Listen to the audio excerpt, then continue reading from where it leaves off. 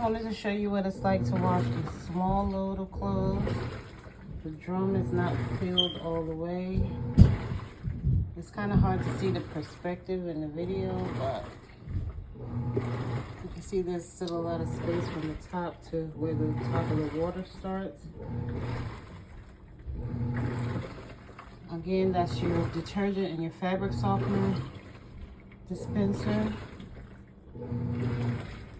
And it's washing, small, cold. And I did do heavy duty bulk.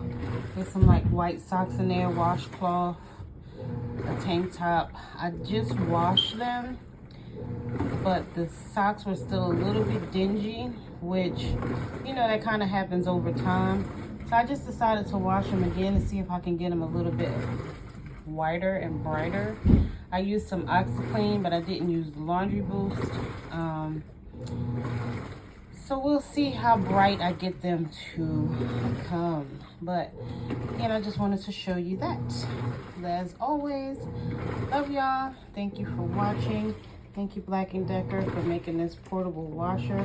Again, this is not a sponsored video. Love y'all. Later. Mwah.